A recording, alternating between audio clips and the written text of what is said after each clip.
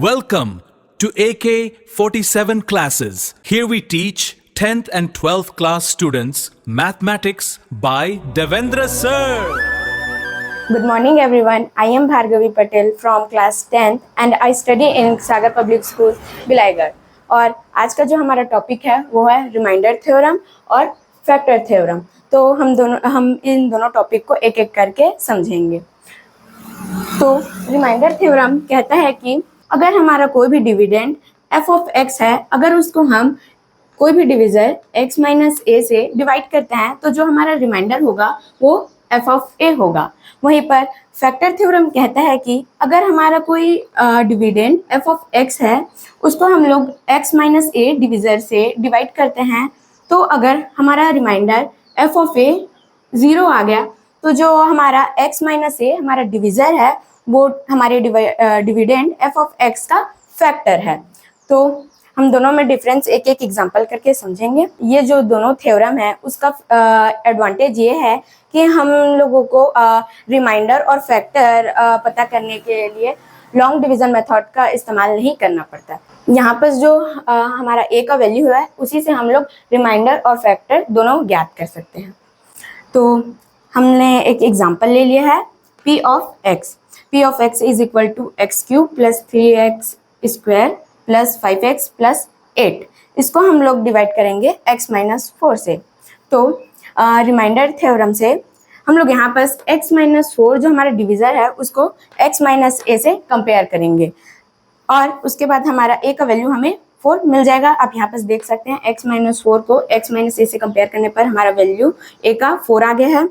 अब जो हमारा वैल्यू मिला है a का उसको हम लोग p ऑफ x में पुट कर देंगे। तो यहाँ पर p of 4 is equal to 4 का क्यूब प्लस 3 इंटू 4 का स्क्वायर माइनस 5 इंटू 4 प्लस 8। अब इसको हम लोग आगे सॉल्व करते जाएंगे। 4 का क्यूब 64 हो जाएगा प्लस 3 इंटू 4 का स्क्वायर 48 हो जाएगा और माइनस 5 इंटू 4 माइनस 20 हो जाएगा और प्लस 8 का प्लस 8। फिर उसके बाद 64 और 48 को प्लस करने पर हम लोगों को 112 मिलेगा और माइनस 20 प्लस 8 करने पर माइनस 12 मिलेगा। अब यहाँ पर 112 में 12 माइनस कर देंगे तो यहाँ पर हमें जो है 100 मिल जाएगा और यही 100 जो है हमारा f ऑफ a यानी हमारा रिमाइंडर है। तो यहाँ पर हम कह सकते हैं कि जो हमारा p ऑफ x डिविडेंड है अगर उसको हम लोग x माइनस 4 से डिवाइड करते हैं तो हमारा रिमाइंडर f ऑफ a यानी 100 हमें रिमाइंडर मिलेगा। वहीं पर फैक्टर थ्योरम के एग्जांपल की बात की जाए तो यहाँ पर हमने एग्जांपल ले लिया है p of x is equal to 2x square minus 5x plus 3। इसे हम लोग डिवाइड करेंगे x माइनस 1 से। सो हम इसमें भी हम लोग x माइनस a से सबसे पहले कंपेयर करेंगे हमारे डिवाइजर को। तो हमें a का वैल्यू 1 मिल चुका है और उसके बाद p ऑफ x में a का वैल्यू पुट कर देंगे। तो यहाँ पर हो जाएगा p of 1 is equal to 2 into 1 का स्क्वायर माइनस 5 इंटू 1 प्लस 3 और यहाँ पर 2 इंटू 1 का स्क्वायर करने पर हमें 2 मिल जाएगा, माइनस 5 इंटू 1 करने पर माइनस 5 मिल जाएगा और प्लस 3 का प्लस 3। यहाँ पर माइनस प्लस का माइनस और माइनस 5 प्लस 3 माइनस 2 आ जाएगा और 2 माइनस 2 हमारा 0 हो जाएगा।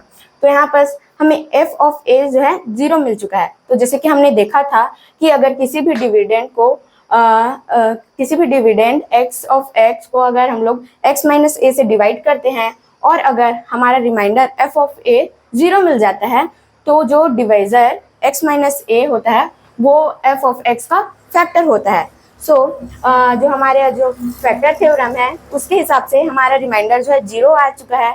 इससे हम लोग कह सकते हैं कि जो हमारा x माइनस 1 है वो 2x square minus 5x plus 3 का फैक्टर है। Thank you.